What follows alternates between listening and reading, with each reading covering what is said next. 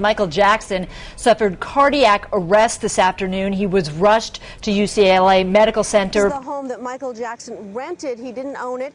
He was paying a staggering $100,000 a month to live in this. By the time Michael Jackson turned 50, the world thought it knew everything about him. Decades of headlines, countless interviews, court cases played out in front of global audiences, documentaries, biographies, tabloid stories that filled entire sections of newspapers for years. But the truth is, for all of that coverage, for all of those cameras and reporters and sources and leaks, there was a version of Michael Jackson that the public never actually saw. A private version, a quieter version, the version that existed behind the gates of rented mansions and inside phone calls that were never recorded and in rooms that cameras never entered. In the final years of his life, as he approached and then passed his 50th birthday, parts of that hidden version began to surface. Not through press conferences or planned announcements, but through the accounts of people who had been inside his world. Through letters and recordings that were never meant to be shared. Through the slow process of truth finding its way out after years of being carefully contained. This is the story of what was finally exposed about Michael Jackson's real life at 50. What he was actually doing, what he actually believed, what he was actually planning. And why so much of it was so different from the story the world had been told. Now that we actually have some exclusive video on Michael Jackson's last rehearsal.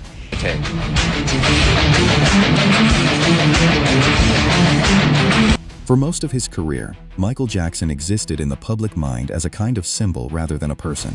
He had been famous for so long and so completely that the actual human being behind the name had become almost impossible for most people to see clearly. The public version of Michael Jackson at 50 was shaped largely by years of difficult coverage, the trials, the financial struggles, the changing appearance, the controversies that had followed him since the early 1990s. Judgment on anyone unless you have talked to them one-on-one. I don't care what the story is. By 2008 and 2009, the dominant narrative around him was one of decline, of a man who had once been at the top of the world and had fallen very far from it. But the people who were actually around him during those years describe something quite different. They describe a man who was engaged and thoughtful, who read constantly, who had opinions about art and music and world events that were carefully formed and clearly expressed, who was funny in private in a way that almost never came across in public settings. They describe a man who was working, not just preparing for the This Is It tour, but genuinely creating, writing, developing ideas, thinking about what he wanted the next chapter of his life and his career to look like. The gap between those two versions, the public narrative of decline and the private reality of engagement, is one of the things that people who knew him well have spoken about most consistently in the years since his death. Michael Jackson's daily life at 50 was not what most people imagined. The image that years of tabloid coverage had created was of someone living in a kind of permanent strange isolation, disconnected from ordinary life, surrounded by yes people and bizarre routines. The reality, according to people who spent time with him during his final years, was considerably more ordinary than that. He woke up and spent time with his children. He read, he watched films, he cooked or had meals prepared and ate with his kids at a table like any parent would. He had routines and preferences that were entirely normal. He had favorite foods. He had television programs he followed. He had books he recommended to people he trusted.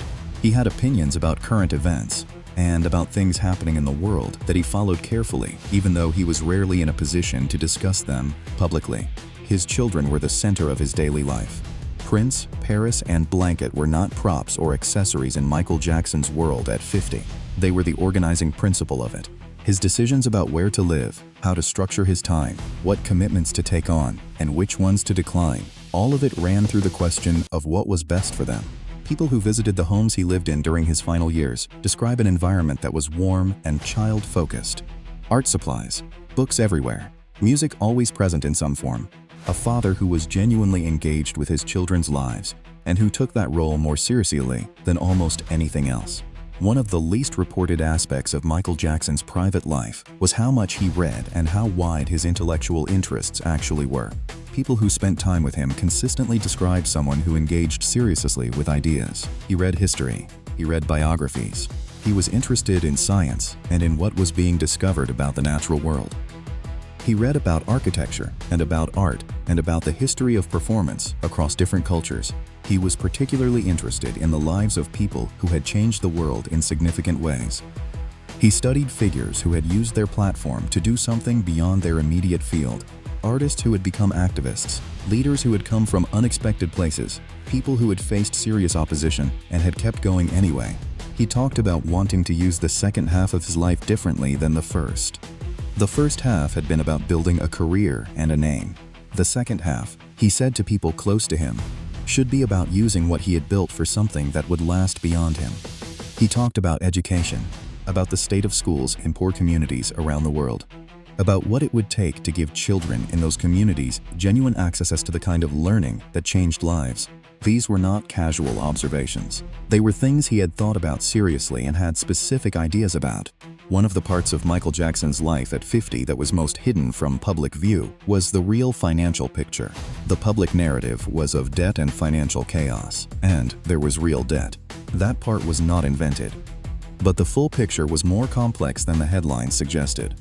Michael Jackson at 50 was someone who understood very well what he owned and what it was worth. He understood the catalog. He understood the value of his name as a brand. He understood that the assets he held, properly managed, represented a kind of financial foundation that the debt figures alone did not capture. He talked privately about the difference between what he owed and what he owned. He was clear that the people trying to use his debt as leverage were operating on an incomplete picture, that the value of what he controlled was substantially larger than the obligations against it. He was also aware that certain people around him had interests in keeping him financially pressured, that a man who needed money was easier to manage than a man who did not. He said this to people he trusted. He identified it as a mechanism being used against him. The financial stress of his final years was real, but it existed alongside an awareness on his part that he held assets of extraordinary value, and that if he could get through the immediate pressure and reach the other side of the This Is It tour, the financial picture would look very different. The most important and the most private part of Michael Jackson's life at 50 was his role as a father. This is the part that the people who knew him best speak about with the most consistency and the most clarity. He was present. That is the word that comes up again and again from people who observed him with his children. Not present in the managed, photographed way of a celebrity making a public appearance as a parent. Present in the daily, ordinary, unglamorous way that real parenting requires. He helped with homework. He read to his children at night. He was interested in what they were interested in. He went to considerable lengths to give them experiences that were as close to normal as his circumstances allowed. He was aware that their lives were unusual, and he worked actively to counterbalance that. He talked about his own childhood and what had been missing from it. About growing up in the public eye without the private space that children need to develop. He was determined that his children would have something different, that whatever else they were, they would be known to themselves and secure in who they were before the world got to form opinions about them. People who saw him in those moments, away from cameras and management and the machinery of his career, described someone who was genuinely happy, more relaxed, more himself, as if fatherhood was the one context in which everything else fell away and what remained was simply a person. Michael Jackson at 50 had plans, specific plans that went well beyond the This Is It tour. Things he had been developing quietly in the private spaces of his life that the public never knew about. He talked about film, about wanting to return to the kind of short film work he had done with Thriller and Bad and Black or White, but on a larger scale. About having ideas for visual storytelling that he had never had the right moment to pursue. He had concepts developed. He had people he wanted to work with. He had a specific vision of what he thought was possible with the combination of music and visual narrative. He talked about a foundation, a real one with structure and focus and specific programs. Not a celebrity charity in the loose sense of the term, but an organization that would work on the issues he cared about with the kind of seriousness those issues deserved. Education, environmental protection, support for children in communities that had been left behind by every other institution meant to help them. He talked about writing, about wanting to put down, in his own words, the real version of his life. Not an authorized biography filtered through someone else's perspective, his own account, his own voice, the story as he had actually lived it rather than as it had been reported. These plans were real. They were not casual daydreams. They were things he discussed with specificity, with people he trusted, over extended periods of time. They were the things he was heading toward. the things he never got to do, the accounts of people who were genuinely close to Michael Jackson in his final years, consistently challenged the dominant public narrative of that period. They described someone who was engaged with life, who was curious, who could hold a conversation about almost any subject and bring genuine knowledge and genuine interest to it, who could make people laugh with a timing and a precision that surprised people who expected someone disconnected and strange. They described someone who was kind in specific ways, who noticed when people around him were having a hard time, and who responded to that with practical care, rather than performed sympathy, who remembered things people had told him months earlier and asked about them, who treated the people who worked for him as people rather than as functions. They also described someone who was carrying a great deal, the weight of years of public difficulty, the financial pressure, the awareness that certain people around him had agendas that were not aligned with his well-being, the physical toll of the preparation for the tour on a body that had been through a great deal. Both things were true at the same time. The engagement and the warmth were real, and the difficulty and the pressure were real. He was carrying both, and the people who were actually present could see both, which is why their accounts are so different from the simplified version that the press had settled on. In private conversations during his final years, Michael Jackson said things that the people who heard them have spent years deciding whether and how to share.